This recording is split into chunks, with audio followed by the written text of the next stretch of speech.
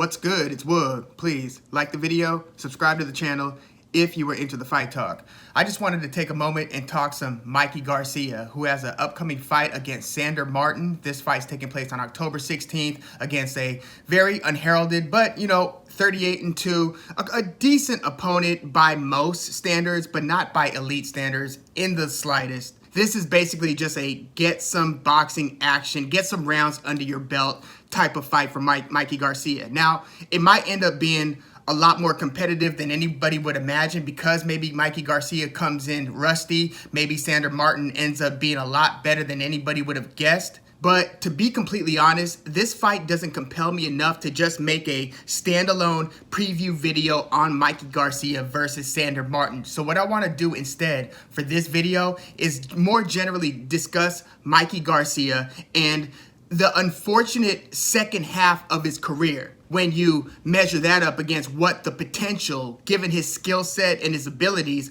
should have been by now. Now, look, I get it. He probably made more money in these last few fights in his career, which is a credit to his business acumen, which, he learned a lot during his 2.5-year hiatus from like 2014 to 2016 when he was in a contract dispute with Top Rank, Bob Arum. This was a huge blow to the career because you basically have two sides of his career now. And when he returned after, again, 2.5 years out of the ring, he didn't even have the same physical build. Like when he was running roughshod in like the featherweight division in 130, he had like a skinny build and he was just thrashing opponents, just totally outclassing them, stopping just about all of them on these HBO undercards. And that was one of the great things about when HBO was really thriving throughout, throughout the 90s into the 2000s and then into the 2010s, was that not only do you get so many of these amazing headlining fights, but you also saw a lot of prospects come up on undercards to then later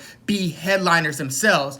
Mikey Garcia was certainly an example of that. Now, he is Robert Garcia, a future Hall of Fame trainer, Robert Garcia's little brother. And back in the day, out in Oxnard, California, they had La Colonia, the colony. This was like their boxing breeding ground. I mean, they had anybody from Antonio Margarito, Fernando Vargas back in the day, Viktor Ortiz. Now they have Virgil Ortiz today, although they've relocated. Marcos Maidana, Brandon Rios. I mean, they just had a ton of fighters over the years come through Robert Garcia's gyms. So Mikey Garcia was basically like the promising future of the sport. He was looking like, oh man, this wave is about to come, because even as he was actually winning belts at featherweight 126, at junior lightweight 130, we still all felt like the best was yet to come because we wanted to see him fight like the best fighters in the sport because it was looking like he could be that good pound for pound in those lower weight classes. Well, after that big 2.5-year gap in his career and then he returned at lightweight. And yes, he did come back and score a couple devastating knockouts, one against Xantaklanen. Devastating knockout. It was apparent that, okay, now he's going to be more of a 135-pound, maybe 140-pound fighter. But we were more looking at 135 because although he didn't have the same skinny build that he had before he took this hiatus, he was still, he's still only 5'6", and around this same time, Vasily Lomachenko had been coming up from 126, 130, and was now getting into 135. So you had like this opportunity to have one of the most promising fighters in the sport, Mexican-American fighter, Mikey Garcia, against, Vasily Lomachenko, whose reputation was just growing. Not only was he a two-time Olympic gold medalist, but he was basically knocking out a lot of the same guys Mikey Garcia was knocking out, like Rocky Martinez, for instance. But Mikey Garcia, look, before the hiatus, he had beaten like Orlando Salido. And this is the same Salido who handed Vasily Lomachenko his first and for a long time only loss in a controversial fight where Salido missed weight. He was roughing him up and kind of fouling, hitting below the belt, and the rounds were close. This was a very disputed loss. It was only Lomachenko's second professional fight. So think about that. 2 fights into his career, Vasily Lomachenko's 1-1, with the second being that split decision loss to Salido. Salido had a couple fights of the year. This was one of those guys who was just super durable, throwing a ton of volume, and just one of those guys who's just looking to engage in a 12-round barn burner where no side yields and you're coming forward basically all the time. Well, when Salido fought Mikey Garcia, he got dropped multiple times and was basically just being outclassed. Now, this fight was stopped short because of a cut due to a headbutt. So Mikey Garcia won the Salido fight via 9th round technical decision. And this is what made him basically the WBO and the ring featherweight champ. So that really put Mikey Garcia on the map because, again, he had been featured, whooping people's asses on undercards prior to that. But, it was after the Salido fight that he then fights Juan Manuel Lopez. Not Marquez, but Juan Manuel Lopez, the Puerto Rican. And then he fought Roman Rocky Martinez, wins both of those by knockout, has one more fight, and then he takes that big hiatus. So when he came back, yes, he did knock out a couple people. Then he fought Adrian Broner, which I thought was dangerous because he was meeting Broner at 140. Broner had already had a few fights at 147, so Broner's coming down to 140. Garcia's going up to 140, so it's like, damn, I know Mikey Garcia is a super skilled and explosive puncher with just a high boxing IQ, but Adrian Broner, first of all, nobody stopped Broner, even in the fight where he got dropped twice against Marcos Maidana, in basically a fight that Broner had leapfrogged a couple divisions up to fight Marcos Maidana way up at 147, super ill-advised. And the bigger Marcos Maidana won that fight. But Adrian Broner was still seen as a very formidable fighter. And so at 140, Mikey Garcia gets in the ring with Broner, and the smaller Garcia starts backing Broner up from like the first and second round. And from that point on, it was like Broner was fighting a bit of a survivalist fight. He's basically saying, no, I'm not just going to exchange in the pocket with you. He was basically shelling up a lot, spent a lot of that fight with his back against the ropes, against, again, a very dangerous Mikey Garcia. And, it is a credit to Adrian Broner's durability that he made it the distance and that this became a decision loss and not a knockout loss. Because if you're within range of getting hit by Garcia, chances are he's going to get you the hell out of there. And this was a very tough fight for Broner. Not his best night at the office, but he made it out of there with a decision loss. Mikey Garcia is looking like $1 million at this point because he just went up in weight and beat Adrian Broner. And then he fights Sergey Lipinets for the 140-pound title. Now, at 140, by this point, his brother / trainer, Robert Garcia, is already saying, I don't like to see Mikey at 140. I'd rather see him at 135 or something. But Garcia insists, that he is going to challenge Lipinets for this IBF title. He beats Lipinets, the same Lipinets who just got knocked out by Boots Ennis. That was pretty shocking. But he beats Lipinets, handing him, I believe, his first loss at that point. Takes his belt. Now Mikey Garcia's got a 140-pound title. And then he goes back down to fight Robert Easter Jr., giving Robert Easter Jr. his first professional loss. And Robert Easter Jr. is like this 6-footer, very difficult to fight because of his lankiness, sometimes his volume. Doesn't always make for the most exciting fights, but he's a difficult guy. He's beaten Javier Fortuna in a close fight. Well, Mikey Garcia dropped Easter in that fight and won that one via unanimous decision. So now he's beaten Broner, Lipinets, and Robert Easter Jr. via unanimous decision. He keeps his IBF belt and wins Robert Easter's WBC belt. So now he's like a unified champ at 135. And then what does he do? He jumps 2 divisions to fight Errol Spence Jr. at 147, one of the most devastating boxer punchers in the division. By this point, Spence had already beaten Kell Brook, who, by the way, you want to talk about ill-advised jump ups in weight class. When Kell Brook went up 2 weight classes to fight Gennady Golovkin Triple G at middleweight, I knew from the look, it was exciting because Kell Brook was undefeated, had beaten Sean Porter at that time, was knocking out the mandatory contenders, and he was looking like he might be the best or second best. Keith Thurman was the other guy that they would consider at the time to be the best at 147 outside of the legends, Floyd Mayweather and Pacquiao. So this is kind of like the best of the post-Mayweather era at 147 when you're talking Keith Thurman, Kell Brook when he was the IBF champ, and then the emerging Errol Spence Jr. Well, right before Errol Spence beat Kell Brook for his IBF belt, Kell Brook had just gone up 2 weight classes to fight Gennady Golovkin, got his orbital broken. One of the most ill-advised managerial, just in terms of what are you going to do to manage your career fight by fight decisions I've seen. Super unfortunate. To me, Kell Brook's never returned to his true self after that. Back-to-back fights with Triple G and then coming back down to defend the title against Errol Spence. It did not go well for Kell Brook, although he did put up a spirited effort in both fights. But Mikey Garcia, just when he was on the hottest roll, and this was after that huge 2.5-year hiatus, comes back and does, what we weren't thinking that he was going to do. Not only win the belts at 135, well, at least 2 of the belts at 135, but then fighting 2 fights at 140, and then he goes up to 147, and then he barely wins a round. If he wins a round against Errol Spence, who a lot of people thought was just going to come in and basically try to trap Mikey Garcia and try to basically bludgeon him, maybe against the ropes or something. But instead, Errol Spence totally flipped the script, fought a perimeter style. He wasn't running at all. He was working behind a jab, though. Errol Spence is a southpaw, so he kept that right jab out there and basically controlled Mikey Garcia with the jab and with the threat of a left hand. He didn't even have to throw the left hand. His distance control, range control with that jab and with his movement, it was just too much. And then you couple that with the reach disadvantage, the height disadvantage.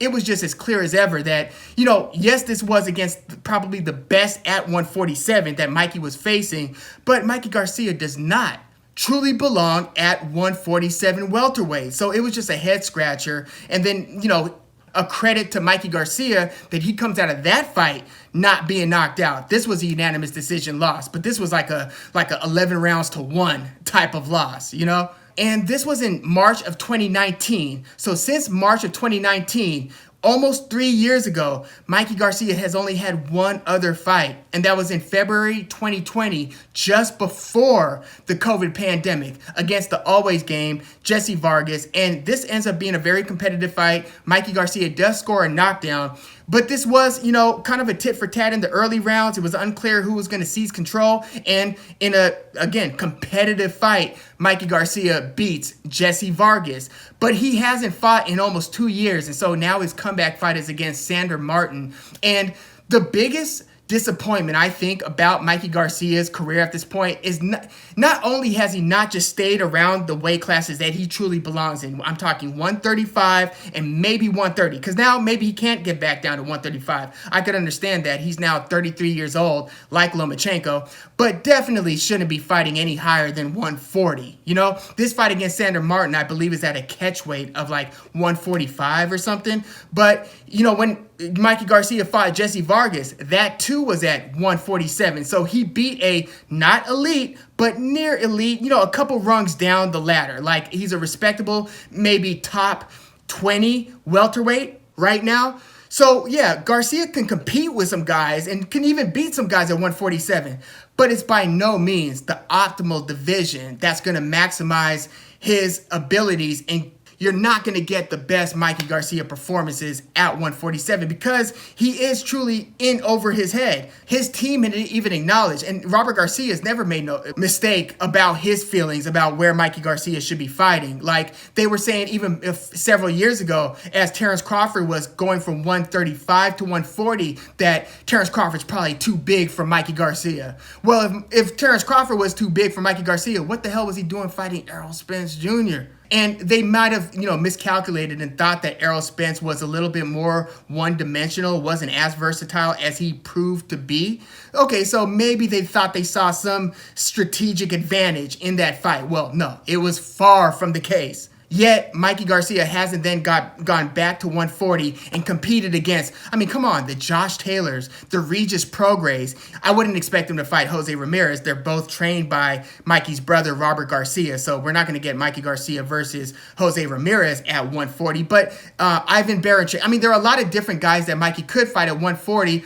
And then there's always the fight that eludes him. This would have been the super fight at 135 around the time of maybe, 2016, 2015 era. Even in 2017 and 2018, like around the times where Garcia was fighting Robert Easter Jr. and Vasily Lomachenko would have been fighting like Jose Pedraza, Jorge Linares. 2018 we're talking. Or when Lomachenko fought the much, much smaller Guillermo Rigondeaux in 2017. Around that time, Mikey Garcia, or should I say Lomachenko versus Garcia, because at the time, Lomachenko's name was just surging and he was being placed in a lot of people's like top 3 pound-for-pound fighters in the sport. But Lomachenko versus Garcia would have been a tremendous deal. I don't know if it would have been a blockbuster commercial fight. It wouldn't have been Canelo versus Triple G or anything like that, but man, that would have been such an important fight. One of the most important fights of the era.